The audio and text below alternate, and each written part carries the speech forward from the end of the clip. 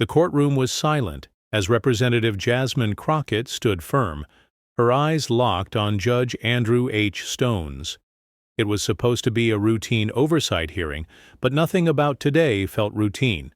When Crockett raised a sharp legal objection, Judge Stones chuckled dismissively, a low, mocking laugh that rippled across the chamber. The crowd shifted. Cameras zoomed in.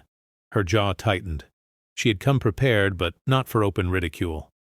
"Is something funny, Your Honor?" she asked, calm but unshaken. The room tensed. The judge, smug behind his elevated bench, waved her off with a smile. "Let's not get dramatic, Representative. This is a court, not a campaign stage." Crockett took a single step forward. Her voice didn't rise, but the intensity behind her words cut deep. "Then let's respect the law like it deserves, instead of turning it into theater." Gasps echoed. Even the clerks looked up from their screens. Stones leaned back, amused. "I've been on this bench for decades. You think you'll teach me something new?" Crockett didn't flinch. "Maybe not, but I'll remind you what accountability looks like." She pulled a slim folder from her briefcase. "Because I've brought documentation. Your pattern of dismissing voices like mine. It's not just disrespect, Judge. It's a record." Suddenly the laughter stopped. Stones narrowed his eyes. "Are you accusing me of bias in open court?" Her reply was swift. "I'm not accusing. I'm presenting. If it bothers you, it might be because it's true." The gallery fell into stunned silence. Reporters started scribbling furiously. Court officers froze. The judge shifted in his seat, but Crockett pressed on. "You've silenced women of color in your courtroom before." "Not today." Stones tried to interrupt, but she raised her voice just enough. "I have transcripts, multiple cases, same tone, same smirk, same disregard. You might be amused by my presence, but I'm here on behalf of people who have been dismissed by this bench for years." The judge's face turned a shade paler. He glanced to the side as if seeking backup, but no one moved. Jasmine Crockett had taken control. The gallery, full of staffers and observers, leaned in. No one expected a confrontation, let alone one so surgical. Crockett placed documents onto the evidence table. "Let's make them public record," she said with cold precision. Stone stammered, "That's not procedurally." But Crockett shot back, "You laugh in the face of justice. Procedure won't save you from truth." A murmur swept through the room like a gust. He reached for his gavel, but paused. It was symbolic now. Weak, ineffective against the momentum she had built. She continued, her voice unwavering. "Your history is not hidden anymore. I will not be another professional you dismiss with condescension." She turned to the court reporter. "Please note that the judge refused to acknowledge evidence without review. This is part of the pattern I'm documenting." Someone in the back clapped, then quickly stopped. Stone slammed his gavel. "Order!" But it was clear. The room had shifted. Crockett's command was undeniable. She looked back at the bench. "You're not used to being challenged by someone like me. But today, you'll listen." Stones exhaled, struggling to regain composure. "You've made your point." "No," Crockett replied. "I've made yours impossible to ignore." The court's energy was surreal. Crockett's words sliced through the usual decorum with a power rarely seen in such settings. Stones muttered something inaudible. "Speak up, Your Honor," she said, "or do we only raise our voices when mocking women doing their job?" His lips pressed into a line. He had underestimated her, and the consequences were unfolding in real time, on live television, before a national audience. The hearing was supposed to focus on procedural funding, but now it had become a referendum on judicial respect and systemic condescension. Crockett had flipped the power dynamic. She pulled up video clips from past hearings, Stone's dismissing female attorneys, ignoring civil rights testimonies. It wasn't just her story, it was a pattern that had festered for years. And she had the receipts. The judge's aide whispered something into his ear. He waved her off. Sweat beaded at his brow. Crockett, meanwhile, never broke stride. "This isn't personal," she said. "This is structural. You just happen to embody it." Stones leaned forward. "You've made a spectacle, Representative. Congratulations." "It's not spectacle when it's truth," she said. "But if truth looks like fire, maybe it's time some things burned." There was silence. Then an older attorney stood up in the gallery. "She's right," he said. All heads turned. "We've watched this court bend over for power and mock anyone who dares question it." Another voice joined. "She's saying what we couldn't." Stones's jaw clenched. The room, once ruled by his gavel, now answered to her clarity. Crockett didn't smile. She nodded as if to say, "This isn't over. It's just begun." A journalist live tweeting the hearing typed, "This moment feels historic." It trended. In minutes. Crockett clash. Laugh no more. The judge slumped slightly in his chair, visibly rattled. He reached for water.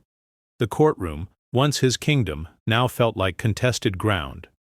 Crockett continued methodically, each point sharper than the last. She brought facts, footage, and fury wrapped in professionalism. A legal analyst whispered to a producer nearby, "This will be taught in law schools." Crockett, never raising her voice, demanded an ethics review. "I request an independent committee examine this judge's record." Stones scoffed, but the damage was done. A committee would mean discovery, exposure, and testimony under oath. He felt the walls tightening around him, not physically, but reputationally. At recess, Stones exited the chamber without a word. Cameras swarmed, reporters chased. He had no answers. Meanwhile, Crockett stood on the steps, not as a politician, but as a truth-teller. "It's not about one man," she told the press. "It's about a culture that laughs at those who question it. That laughter stops here." The crowd erupted, not with applause, but with attention. She had changed the game. Back inside the chamber, the mood had changed. Gone was the judge's smug tone. In its place, silence. Crockett returned to her seat, eyes forward, unfazed. Her presence had left a mark not just on the room, but on history. When the judge returned, after recess, his demeanor was altered. No laughter, no gavel thumps, just the heavy weight of consequences settling over him like dust from a crumbling pedestal. He cleared his throat. "Let the record reflect that the representative's concerns have been submitted." His voice was flat. Crockett responded, "And let the record reflect that change begins when arrogance is replaced with accountability." Even as he resumed, the usual authority behind his tone had fractured. Every eye in the room saw it.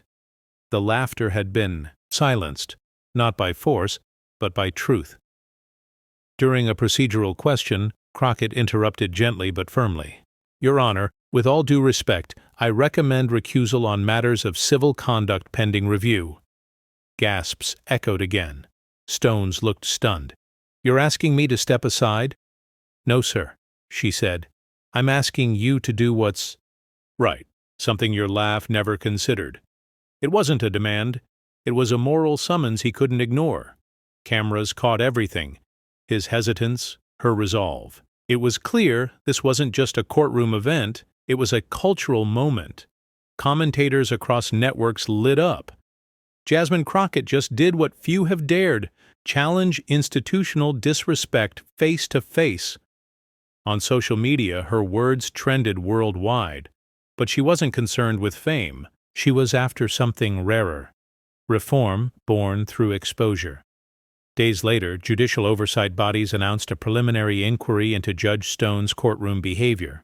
Legal blogs published Crockett's speech in full. Law students cited her, phrasing in mock trials. Meanwhile, Judge Stones avoided press, his usual swagger replaced by a quiet, embarrassed retreat from the spotlight. Justice, once mocked, now stood tall in the figure of a woman they couldn't ignore.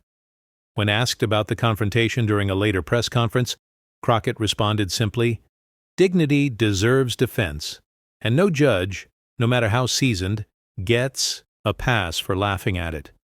The crowd applauded. not the roar of politics, but the deep hum of a country rediscovering its voice through courage. She didn't need a gavel to make noise. She had truth, and it rang louder than anything in that chamber. Judge Stones remained on the bench during the investigation, but every ruling now came under a microscope. Attorneys challenged him more. Court reporters tracked his every word. What was once casual, authority now bore the burden of scrutiny, and it all began with one moment, a dismissive laugh met by unflinching resolve. Crockett had done what history demands of those who dare. She stood up and spoke. Months later, a committee report confirmed patterns of dismissive and condescending conduct from the judge. He was publicly reprimanded. Though not removed, the stain on his legacy was permanent. Crockett didn't gloat. She issued a single statement. Let this be a reminder. Respect isn't granted by robes, it's earned by actions. The echo of that truth rippled far beyond that single courtroom. A law school invited her to deliver a lecture titled Voice versus Gavel, a Case for Courage. She spoke not of herself, but of the system and what it takes to fix it. Sometimes justice hides behind a laugh, she said, but when we pull the curtain back, we find our voice matters more. Students stood in ovation, not for fame, but for the rare power of witnessing someone fight back and win. In the halls of power, where ego often rules, Jasmine Crockett's name became something different. Not just a representative, but a reckoning. What started as a laugh became a legacy. Judge Stones had mocked her once, thinking the courtroom was his kingdom. But she reminded the world, it belongs to the people, and when the people speak with courage, even the loudest laugh falls silent.